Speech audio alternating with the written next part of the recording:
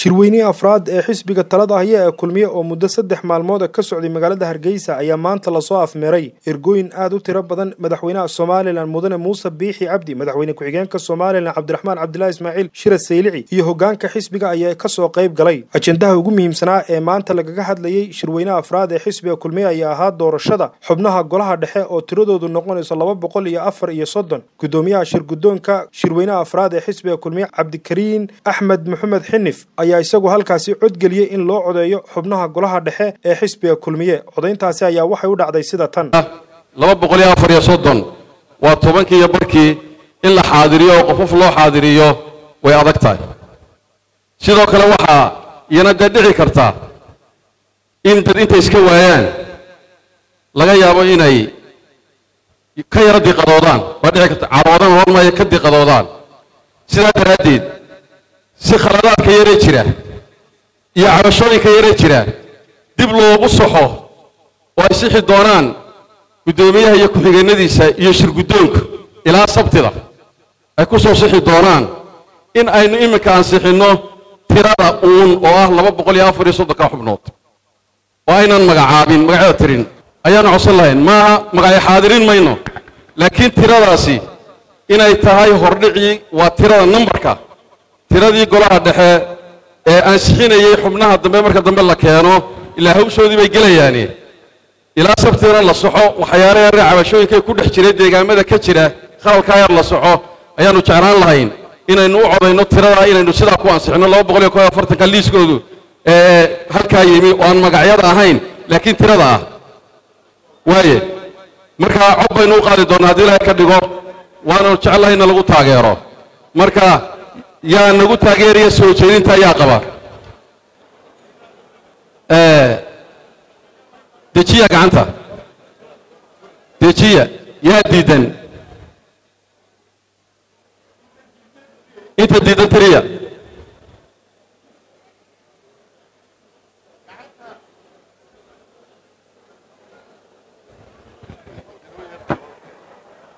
waxaa fadhiya 806 ergey 741 soo jeedinta way ogolaatay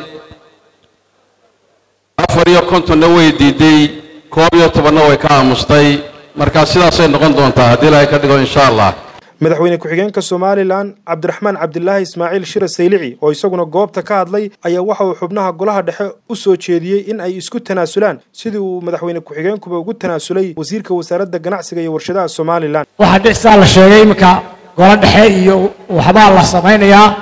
golaha dhexe ama waxaanu haynaa resource waddanka aynu haynaa waxayna wada gaadho maaha laakiin waxayna wada gaadhayaa magaca iyo karaamada xisbiga iyo magaciisu naga dhaxeeyay wada gaadhaya marka waxaan leeyahay dadka intii carafka ku qorana way ku qornaanaysaa intii aan ku qorin waa inuu arkaa in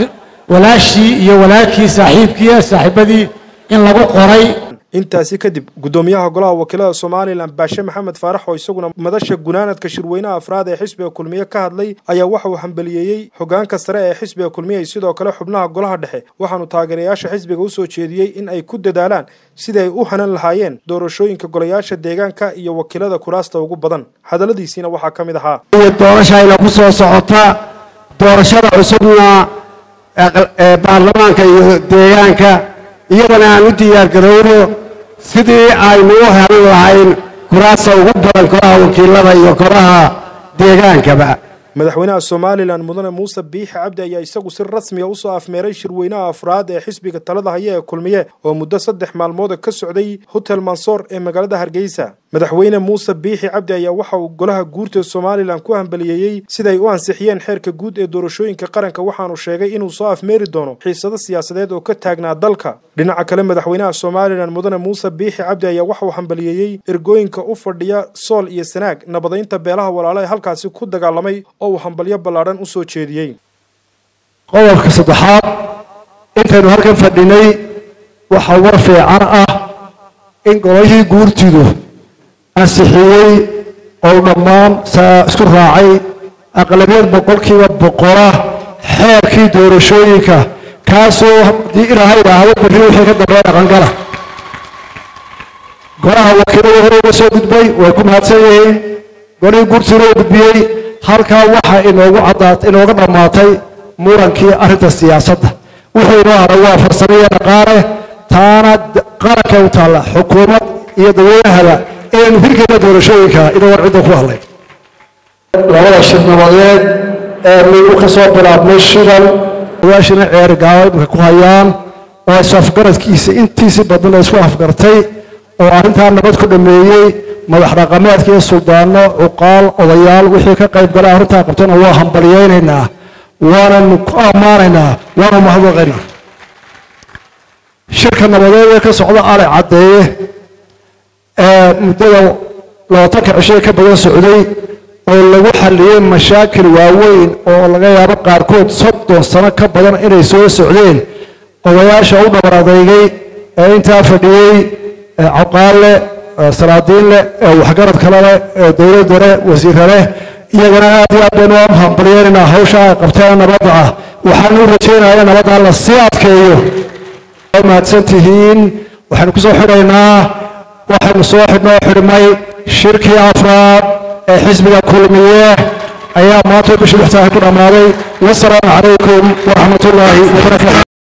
duuba shirweynaha afraad ee xisbiga talada haya ee kulmiye ayaa maanta la soo afmeeray waxa ka soo qayb galay ergooyin aad u kala duwan waxaanu ku soo dhamaaday jawi degan boqor Axmed Cabdi 5 Somali TV Hargeysa. Uniquely local experience. The development's design is inspired by the rich texture of local setting and culture, masterfully blended with modern design principles. A hand-picked signature selection of finishes abounds throughout, from the fully fitted modern kitchen, complete with island counter and kitchen yard, to the spacious bedroom suites with beautifully appointed cabinets and generous windows that bathe the rooms in natural light, to the stunning en-suite bathrooms. Shams Residency, an exquisite combination of style, culture and luxury in one immersive experience.